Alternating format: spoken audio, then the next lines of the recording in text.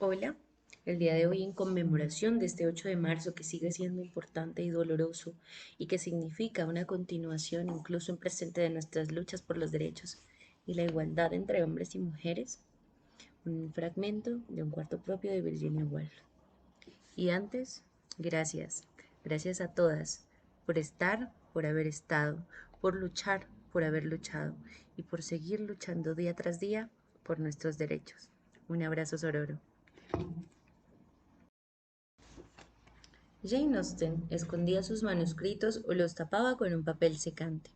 Además, todo el aprendizaje literario que una mujer tenía en los principios del siglo XIX era la observación de caracteres, el análisis de la emoción.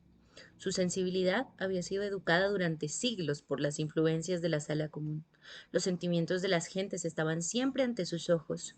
Por consiguiente, cuando la mujer de clase media se dedicó a escribir, escribió naturalmente novelas, aunque como parece muy evidente, dos de las cuatro mujeres famosas aquí nombradas no eran novelistas de raza. Emily Bronte debió escribir dramas en verso. El exceso de la amplia mente de George Eliot debió haberse extendido, una vez agotado el impulso creador, hacia la biografía o la historia.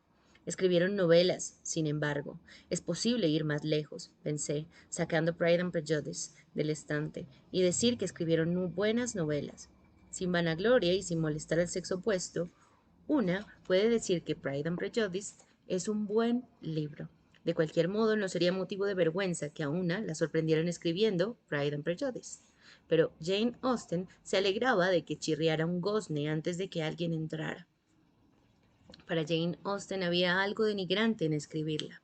Si Jane Austen no hubiera creído necesario esconder el manuscrito de las vistas, ¿qué hubiera pasado?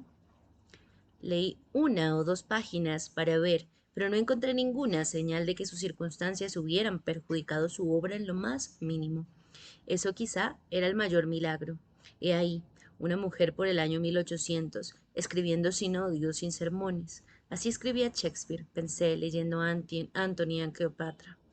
Y cuando la gente compara Shakespeare y Jane Austen, querrán decir que la inteligencia de los dos había consumido todas las trabas, y por ese motivo no conocemos a Jane Austen y no conocemos a Shakespeare, y por ese motivo Jane Austen está en cada palabra que escribía, y lo mismo Shakespeare. Si algo sufrió Jane Austen por sus circunstancias, fue por la estrechez de vida que le impusieron. Una mujer no podía salir sola, nunca viajó, nunca anduvo en un ómnibus por Londres, ni almorzó sola en una tienda, pero tal vez era natural en Jane Austen no necesitar lo que no tenía. Su talento y sus circunstancias armonizaban completamente. Pero dudo que eso sucediera con Charlotte Bronte, dije, abriendo Jane Eyre y poniéndolo junto a Pride and Prejudice. Lo abrí en el capítulo 12 y mis ojos se detuvieron en la frase, que me censuren los que quieran. Y yo pensé, ¿qué es lo que censuraban a Charlotte Bronte? Y leí que Jane Eyre subía a la azotea mientras Mr. Fairfax hacía jaleas y miraba a lo lejos sobre los campos. Y entonces anhelaba, por ese motivo la censuraban, una visión capaz de traspasar ese límite, de alcanzar el mundo atareado, ciudades, regiones llenas de vida, de las que había oído hablar sin haberlas visto. Deseaba más experiencia práctica de la que tenía, más intercambio con mi prójimo, mayor contacto con caracteres más variados de los que tenía a mi alcance. Comprendía lo que había de bueno en Mr. Fairfax y lo que había de bueno en Adele, pero creía en la existencia de otras clases más vívidas de bondad. Quería conocerlos. ¿Quién me censura? Muchos, a no dudar, y dirán que soy una descontenta, no podía remediarlo, la inquietud era innata en mí, me agitaba a veces hasta el dolor. Es inútil decir que a los seres humanos debe satisfacerles la tranquilidad. Necesitan acción, y si no la tienen, la crean. Hay millones de seres condenados a un destino aún más quieto que el mío, y millones en silenciosa revuelta contra su suerte. Nadie sabe cuántas rebeliones fomentan en las masas de vida que pueblan la tierra. En general, se cree que las mujeres son muy tranquilas, pero las mujeres sienten lo mismo que los hombres. Necesitan ejercicio para sus facultades y campo para sus esfuerzos. Igual que sus hermanos, sufren de reglas demasiado rígidas, del estancamiento absoluto, precisamente como sufrirían los hombres, y es una estrechez de criterio en su prójimo más privilegiado el decir que ellas deben limitarse a hacer tortas y tejer medias, a tocar el piano y bordar carteras. Es insensato condenarlas o reírse de ellas si buscan hacer más o aprender más que lo prescripto por el hábito. Es mi soledad. Solía escuchar con frecuencia la risa de Grace Poole. Una interrupción de lo más incómoda, pensé. Es molesto encontrarse de golpe con Grace Poole. El hilo se rompe. Uno podría decir, continué, dejando el libro al lado de Pride and Prejudice, que la mujer que escribió esas páginas tenía más genio que Jane Austen.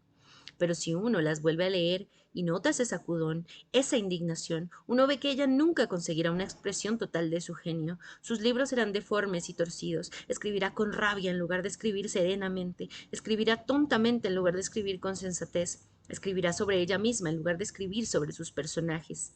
Está en guerra con su destino. ¿Cómo no morir joven, impedida y frustrada? No podemos menos que especular con la idea de lo que hubiera sucedido si Charlotte Bronte hubiera poseído unas 300 libras al año, pero la inocente vendió los derechos de sus novelas por 1.500 libras esterlinas. Si hubiera poseído de algún modo mayor conocimiento del mundo y de ciudades y regiones llenas de vida, más experiencia práctica e intercambio con sus semejantes, y hubiera conocido variedad de caracteres, en aquellas palabras señaló exactamente no solo sus propios defectos como novelista, sino también los de su sexo en aquel tiempo. Ella sabía que mejor que nadie que lo mucho que hubiera aprovechado su genio si no lo hubiera malgastado en visiones solitarias sobre la lejanía de los campos, si le hubieran concedido experiencia, intercambio y viajes, pero no le fueron concedidos, le fueron rehusados, y debemos aceptar el hecho de que todas esas buenas novelas, Villette, Emma, Wuthering Heights, Middlemarch, fueron escritas por mujeres sin otra experiencia vital que la que puede entrar en el hogar de un respetable clérigo, escritas, además, en la sala común de ese hogar respetable y por mujeres tan pobres que no podían comprar más que unos pocos cuadernos a la vez para escribir. Es cierto que una de ellas, George Eliot, después de muchos se escapó, pero solo a una casa apartada en St. John's Wood, y allí se instaló a la sombra de la censura general.